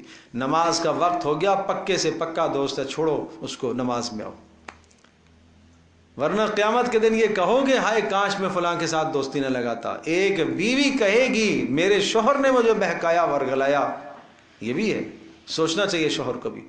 شوہر کہے گا مجھے بیوی نے بہکایا ورگلایا، دوست کہے گا مجھے دوست نے بہکایا ورگلایا، ہائے کاش ان کی بات نہ سنتا۔ اللہ کے حکموں کے مقابلے میں آج کیوں ذلت اور رسوائی ہو رہی ہے؟ اس لیے کہ ناجائز اطاعت کی ہے۔ لا طاعت لمخلوق فی معصیت الخالق، جہاں اللہ کی نافرمانی ہوتی ہو وہاں مخلوق کی اطاعت کیوں کرتے ہو؟ تو اس لیے یہ آیت ہم سب کو جھنجھوڑ رہی ہے. یہ صرف ایک قصہ نہیں بتا دیا ہے بلکہ اپنی زندگی کو بدلو. کہاں کہاں بری صحبتوں میں کون بیٹھتا ہے, توبہ کرو اس سے. اللہ اکبر. اور اگلی آیت اس سے بھی بڑی خطرناک خوفناک آیت ہے اور بڑی سخت وعید ہے. وقال الرسول, اور رسول کہیں گے قیامت کے دن, یا ربی, اے میرے رب, ان قوم اتخذوا هذا القرآن مہجورا, میری قوم نے اس قرآن کو چھوڑے رکھا تھا, میری قوم نے اس قرآن کو چھوڑا ہوا تھا, میری امت نے اس قرآن کو چھوڑا ہوا تھا. کون کہے گا؟ رسول پاک صلی اللہ علیہ وسلم. گویا کہ آدمی کے خلاف رسول گواہ ہوں گے.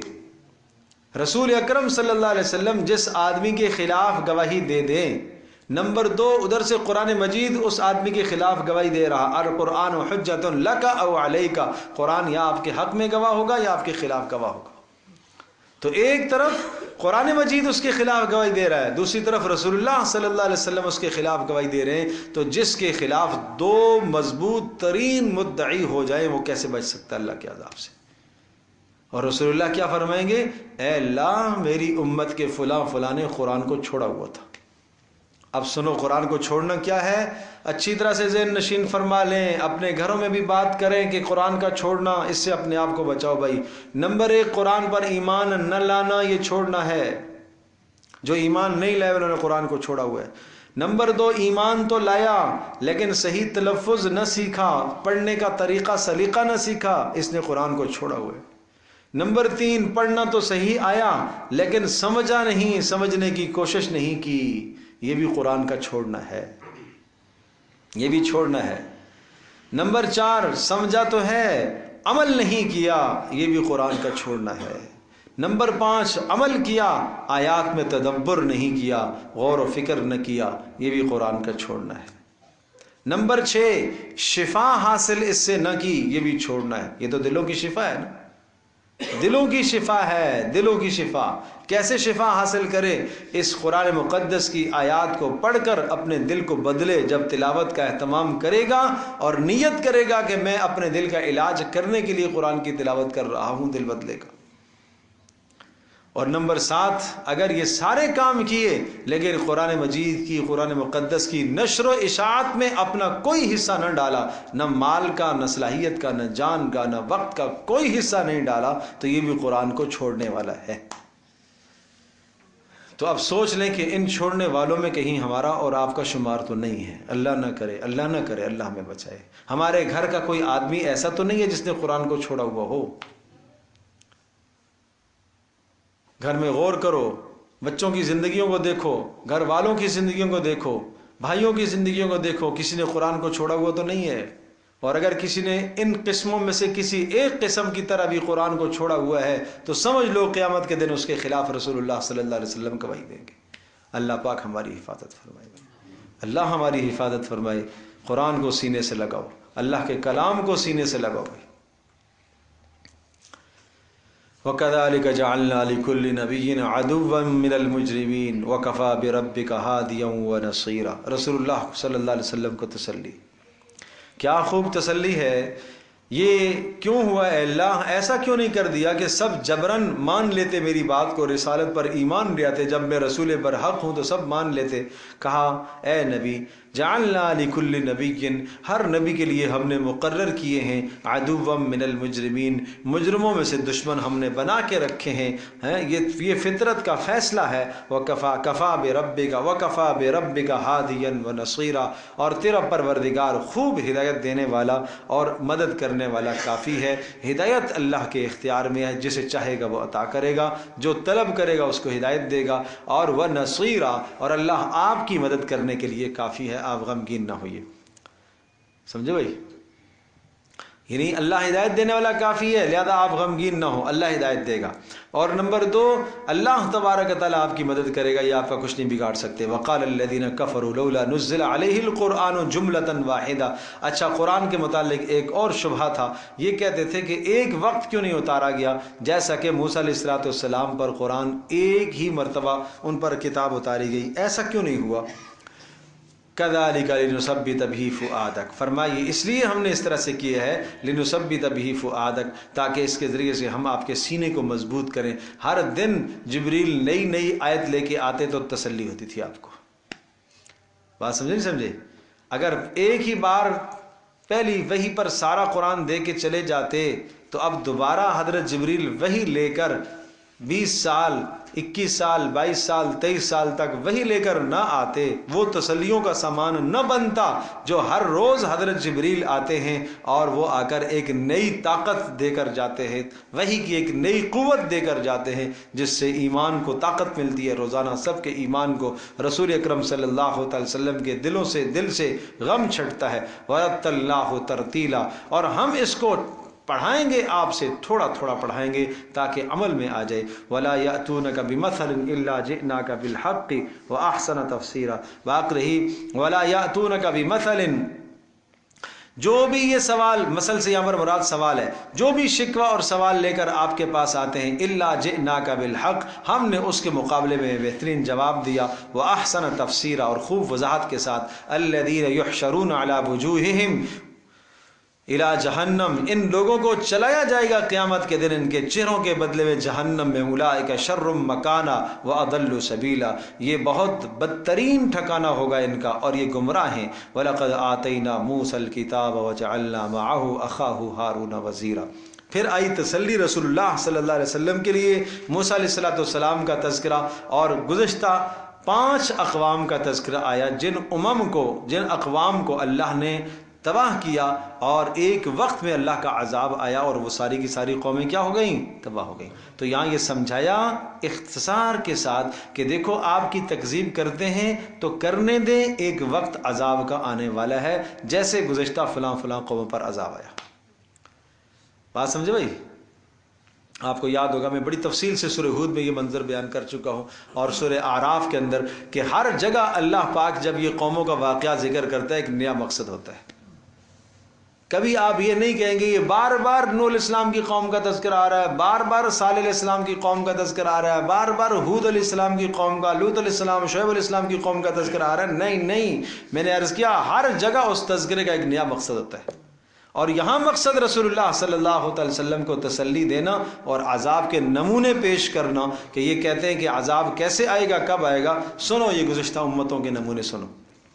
अब देखिए, वलक़द आतैना मूसल किताब, और हमने अता की मूसा को किताब, वजअलना मअहु अख़ाहु हारून वज़ीरा, और हमने बनाया है उनके साथ किताब देने से पहले पहले ही उनका भाई वज़ीर बना दिया, बतौर वज़ीर के मददगार के, वज़ीर मददगार। फ़क़ुलना, हमने दोनों से कहा, इज़हबा इलल क़ौमिल्लज़ीना कज़्ज़बू बिआयातिना, जाओ उन लोगों के पास जिन्होंने हमारी आयात को झुठलाया, यानी फ़िरऔन के पास जाओ।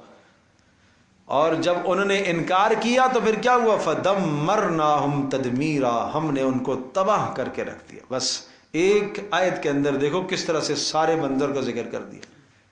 अब वो मूसा अलैहिस्सलाम ने समझाया, फिर जादूगरों का मुकाबला, वो कोई बात यहाँ पर जिक्र नहीं फरमाई, क्योंकि मकसूद सिर्फ अजाब का दिखलाना है।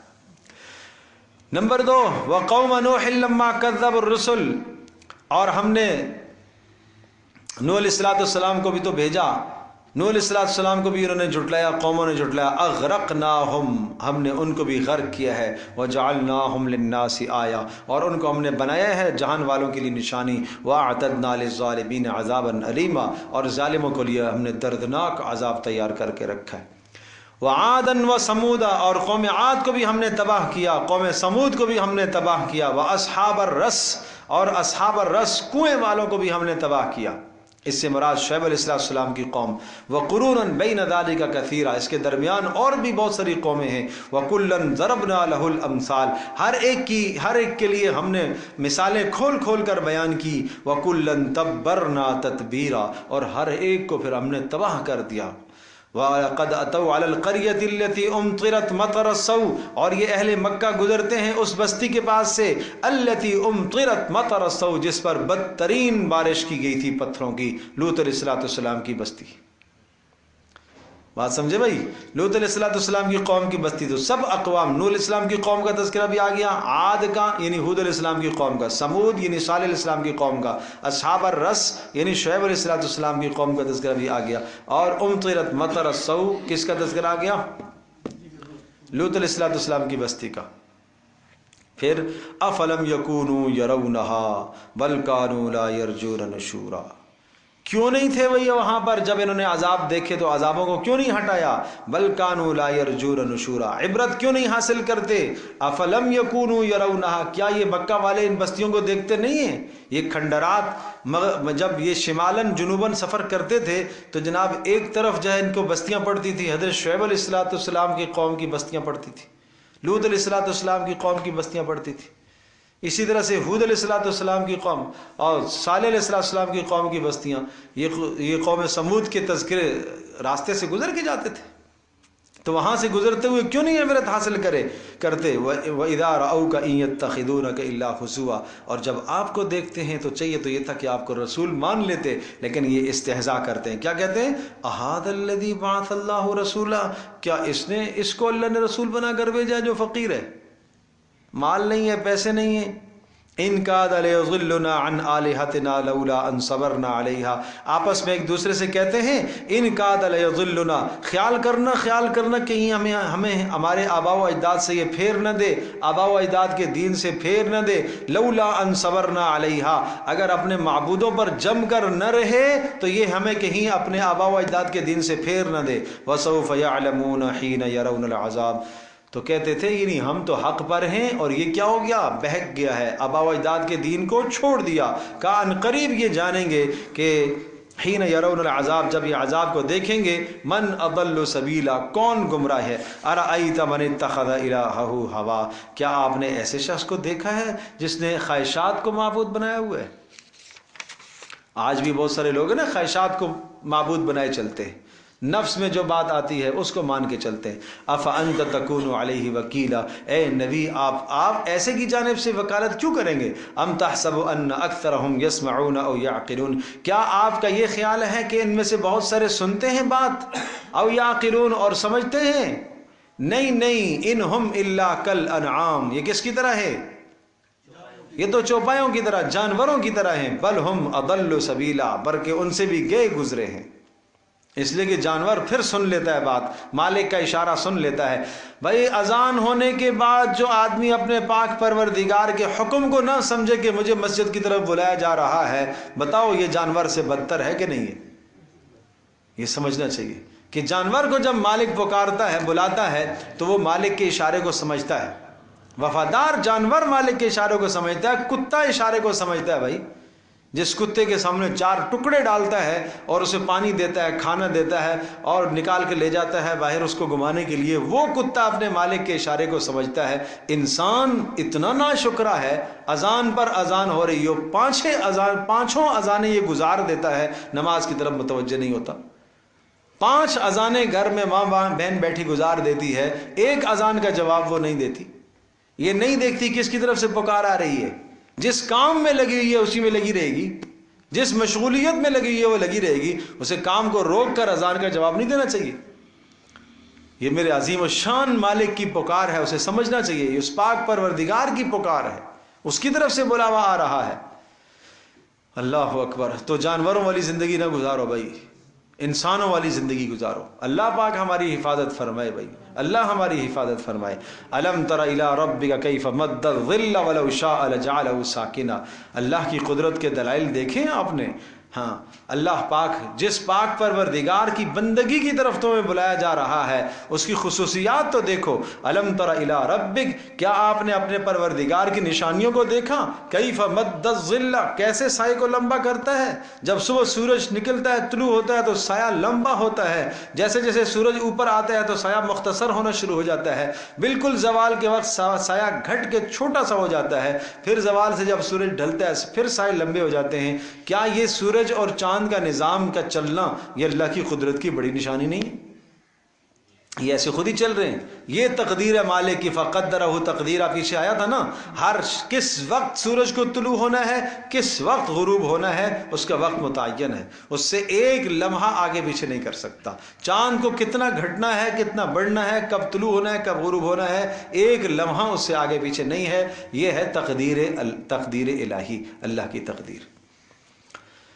وَلَوْ شَاءَ لَجَعَلَهُ سَاكِنًا، اور اگر اللہ چاہتا تو اس سائے کو ایک جگہ ٹھہرا دیتا، سورج کو ایک جگہ ٹھہرا دیتا. تو ثم جعلنا الشمس علیہ دلیلا، اور پھر اللہ پاک نے سورج کو اس پر دلیل بنایا ہے، گھٹنے بڑھنے کا ذریعہ بنایا ہے. ثم قبضناہ الینا قبضا یسیرا، اور پھر ہم اس سائے کو آسانی کے ساتھ سمیٹ لیتے ہیں، یعنی سورج غروب ہو جاتا ہے. وَهُوَ الَّذِي جَعَلَ لَكُمُ اللَّيْلَ لِبَاسًا، ارے اللہ کی اس قدرت کو نہیں دیکھتے ہو جس نے بنایا ہے تمہارے لیے رات کو لباس بنایا ہے، پردے کی چیز بنایا ہے. رات میں ہر چیز اپنی آرام گاہوں اور خواب گاہوں کی طرف چلی جاتی ہے. وَالنَّوْمَ سُبَاتًا، اور جس نے تمہاری نیند کو تھکان دور کرنے کا ذریعہ بنایا. وَجَعَلَ النَّهَارَ نُشُورًا، اور جس نے بنایا ہے دن کو نشوراً، اٹھنے کا ذریعہ.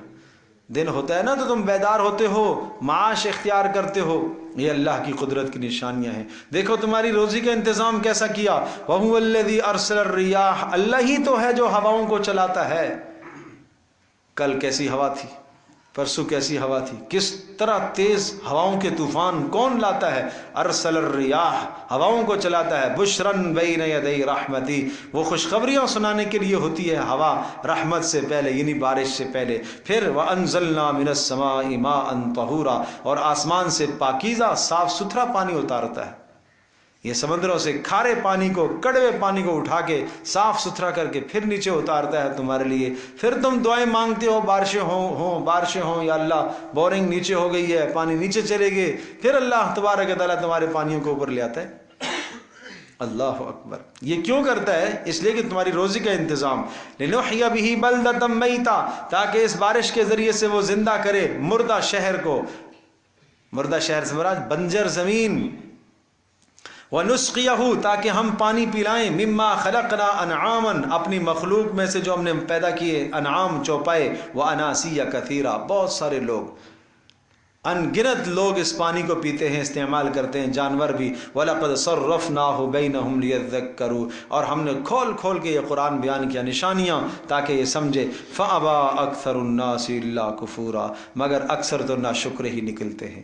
وَلَوْ شِئْنَا لَبَعَثْنَا فِي كُلِّ قَرْيَةٍ نَذِيرًا، رسول اکرم صلی اللہ علیہ وسلم کی ختم نبوت پر پھر دلیل دی. ہم چاہتے تو ہر بستی میں رسول بنا کر بھیجتے، لیکن آپ کو خاتم النبیین ہم نے بنایا ہے. وَلَوْ شِئْنَا، اگر ہم چاہتے، لبعثنا فی کل قریۃ نذیرا، ہر بستی کے اندر ہم نذیر بھیجتے. فلا تطع الکافرین، لہذا آپ کافروں کی بات نہ مانیں. کیا مطلب؟ وہ یہ کہتے ہیں کہ ہر بستی میں رسول ہونا چاہیے تھا، آپ ان کی باتوں کی پرواہ نہ کریں. وجاہدہم بہ جہادا کبیرا، اور ان کے ساتھ آپ مقابلہ کیجئے، جہاد کیجئے. بڑا جہاد کرنا، بڑا جہاد دلائل کے ذریعے سے ڈٹ کر مقابلہ کرنا. وہو الذی مرج البحرین، اور اللہ ہی تو وہ ذات ہے جس نے ملایا ہے البحرین، دو سمندروں کو. کیسے دو سمندر؟ ہاذا عذب فرات، یہ میٹھا، فرات پیاس بجھانے والا. وہذا ملح اجاج، ملح کھارا، اجاج کڑوا. یہ دو پانی ساتھ ساتھ چلتے ہیں، دنیا میں کئی جگہ اس کے منظر نظر آتے ہیں. وَجَعَلَ بَيْنَهُمَا بَرْزَخًا، اور دونوں کے درمیان میں اس نے ایک پردہ ڈالا. وَحِجْرًا مَحْجُورًا، اور ایک رکاوٹ اور آڑ کھڑی کی ہے کہ یہ اس پر تعدی نہیں کرتا، وہ اس پر تعدی نہیں کرتا. مرج البحرین یلتقیان بینہما برزخ لا یبغیان، دو سمندروں کو اللہ پاک نے ایک ساتھ جوڑا اور ان کے درمیان میں پردہ ڈالا. لا یبغیان احدہما علی الآخر، ان دونوں میں سے ایک دوسرے کے اوپر تعدی نہیں کرتا. مطلب میٹھا کھارے میں نہیں ملتا، کھارا میٹھے میں نہیں ملتا. یہ اللہ کی قدرت کی نشانی ہے. یہ سمجھنے کی بات ہے بھائی، یہ سمجھنے کی بات ہے. دیکھتے نہیں ہو زمین میں آپ بورنگ کرو، یہاں سے بورنگ کر تو کھارا، تھوڑا سا دو قدم آگے بورنگ کی، وہاں سے میٹھا نکل آیا. یہ مناظر نہیں نظر آتے؟ اس امر کو دیکھ کر بھی انسان اللہ کی قدرت کو اگر نہ پہچانے تو کب پہچانے گا؟ ہائے ہائے، سمجھو. وَهُوَ الَّذِي خَلَقَ مِنَ الْمَاءِ بَشَرًا، اللہ وہ ذات ہے جس نے پیدا کیا پانی سے انسان کو. فَجَعَلَهُ نَسَبًا وَسِحْرًا، اور اس نے بنایا ہے، نسب بنائے، وَسِحْرًا، سسرالی رشتے بنائے. नसबी रिश्ते, ससुराली रिश्ते, दोनों नेमत हैं भाई, समझने की जरूरत है भाई। नसबी रिश्ते, माँ बाप दुनिया में नेमत हैं, माँ बाप ये भी नेमत, ससुराली रिश्ते सास ससुर नेमत है। ये औरत को भी समझना चाहिए, मर्द को भी समझना चाहिए। कुरान ने दोनों को क्या कहा, नेमत की जगह पर जिक्र किया। लिहाजा माएँ बहनें अपने सास ससुर की भी कदर किया करें, मर्द हजरात अपने सास ससुर की कदर किया करें, औरत अपने सास ससुर की कदर करे इस नज़रिए से कि ये अल्लाह की नेमत है, इस नज़रिए से कि ये मेरे शौहर के माँ बाप हैं, और मर्द इस नज़रिए से कदर करे कि अल्लाह ने इनके ज़रिए से मेरे घर को मुकम्मल किया है, अल्लाह ने इसके ज़रिए से मेरे घर में मेरा ईमान मुकम्मल किया है, और ये मेरी बीवी के माँ बाप हैं, मेरी बीवी के माँ बाप हैं। बहुत सारी शिकायतें आती हैं, इतनी गालियाँ देते हैं जालिम, इतनी गालियाँ देते हैं सास ससुर के सालों को। भाई क्या है, जुल्म है, ये ज़्यादती है। क्यों गालियाँ देते हो उनको, क्यों बुरा भला कहते हो? बीवी के सामने उसके बाप को बुरा भला कहो, फिर अगर वो जवाब देती है तो फिर लड़ाई, तूने क्यों जवाब दिया, अरे तो तूने छेड़ा क्यों है? गलत है ना कि हाँ किसी की इज्जत नफ्स है, उसकी माँ कैसी कैसी हो, काली है, कलोटी है, जैसी है उसकी माँ है, उसका बाप जैसा है, भीख मांगने वाला है, जो कुछ भी है उसका बाप है। इज्जत नफ्स, हर इंसान की इज्जत नफ्स होती है, एक जानवर की इज्जत नफ्स है, एक छोटे मासूम बच्चे की इज्जत नफ्स है। इज्जत नफ्स है, क्यों मजरू करते हो? तो किसी के माँ बाप को बुरा भला न कहा करो, न औरत अपने शौहर को माँ बाप का ताना दे, और न शौहर अपनी बीवी को उनके माँ बाप का ताना दे, तुम्हारा बाप ऐसा है, तुम्हारी माँ ऐसी है, ये ऐसा है, वैसा है। ये गलत बात है, हराम कामों का इर्तिकाब कर रहा है, हराम कामों का इर्तिकाब कर रही है। इस तरह से तंज करना, नसब में तंज करना, आपने फरमाया ये तो जाहिलियत है। नसब में तंज करना, फ़ख्र करना नसब में, ये तो जाहिलियत है। पढ़े लिखे जाहिल बनते हैं आजकल, तो इसलिए अल्लाह पाक ने इसको नेमत शुमार फरमाया है। वहुवल्लज़ी खलक़ मिनल माइ बशरन, अल्लाह तबारक व तआला ने इंसान को बनाया है, किससे? खलक़ मिनल माइ बशरन, इंसान को बनाया पानी से। पानी से इसकी तफसील आ चुकी। फजअलहु नसबन व सिहरा, और उसके नसबी रिश्तों को कायम फरमाया, व सिहरन, ससुराली रिश्तों को कायम फरमाया। व कान रब्बुका क़दीरा, और तेरा परवरदिगार खूब कुदरत वाला है। वयअबुदून मिन दूनिल्लाहि, फिर ये अल्लाह को छोड़कर, इतने सारे दलाइल के बाद ये अल्लाह के सिवा को छोड़कर अल्लाह के सिवा को पूछते हैं। मा ला यनफअहुम, जो उनको नफ़ा नहीं देते, वला यदुर्रुहुम, और इनको ज़रर भी नहीं देते। व कानल काफिरु अला रब्बिही ज़हीरा, और अल्लाह तबारक व तआला अपने काफिरों पर खूब गलबा रखने वाला है। वमा अरसलनाका इल्ला मुबश्शिरन व नज़ीरा, और नहीं पैदा किया, आपको नहीं भेजा मगर खुशखबरियाँ सुनाने वाला और डर सुनाने वाला। कुल मा अस्अलुकुम, आप फरमा दीजिए मैं तुमसे किसी अजर का मुतालबा नहीं करता, इल्ला मन यत्तखिज़ इला रब्बिही सबीला, मेरा एक ही मुतालबा है, जो आदमी अपने परवरदिगार के पास ठिकाना बना लो, भाई ठिकाना बना लो। व तवक्कल अलल हय्यिल लज़ी ला यमूत, जब गम हो, हज़न हो, परेशानी हो, खौफ हो, डर हो, इस आयत को याद किया करो। इस आयत को कैसे? व तवक्कल अलल हय्यिल लज़ी ला यमूत, उस पाक परवरदिगार पर एतमाद कर, भरोसा कर, अल्लज़ी ला यमूत, जो मरेगा नहीं, जिस पर मौत नहीं आती। और इज़ालाए गम का हल बताऊं क्या है? वसब्बिह बिहम्दिह, और उसकी हम्द की तस्बीह कर। सुभान अल्लाह।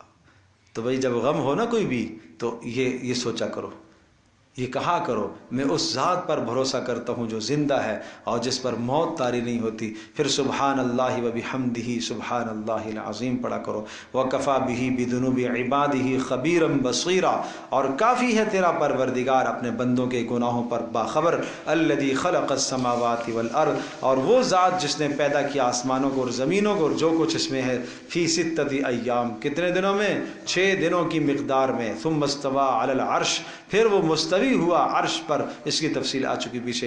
अर्रहमान फस्अल बिही खबीरा, वो रहमान है, रहमान है। अरे किसी जानने वाले से पूछ ले रहमान का तारुफ, अगर समझ में ना आए तो। वइज़ा क़ील लहुमुस्जुदू लिर्रहमान, और जब इनसे कहा जाता है सजदा करो रहमान के सामने, क़ालू, ومر رحمان، رحمان کیا ہوتا ہے؟ آج سے پہلے تو یہ اللہ اللہ کہتا تھا کہ اللہ کو سجدہ کرو، اللہ کو سجدہ کرو، آج بات آئی ہے کہ رحمان کو سجدہ کرو. تو اس کا ایک تفصیلی جواب پیچھے بھی آ چکا ہے، یاد ہے؟ قل ادعوا اللہ او ادعوا الرحمن ایما تدعوا فلہ الاسماء الحسنى، سورہ بنی اسرائیل کے آخر میں. کہو اللہ کا نام، چاہے اللہ کو پکارو یا رحمان کہہ کر پکارو، اس کے بہت سارے نام ہیں.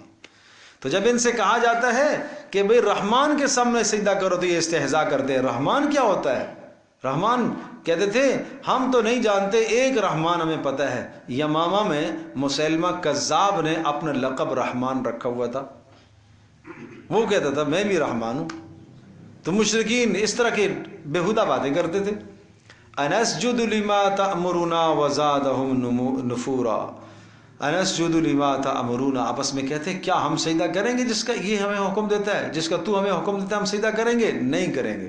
وما زادهم الا نفورا، اور اس قرآن کے اترنے نے یا سجدے کے حکم نے ان کی نفور کو اور ان کے بھاگنے کو اور ان کی نفرت کو اور بڑھا دیا.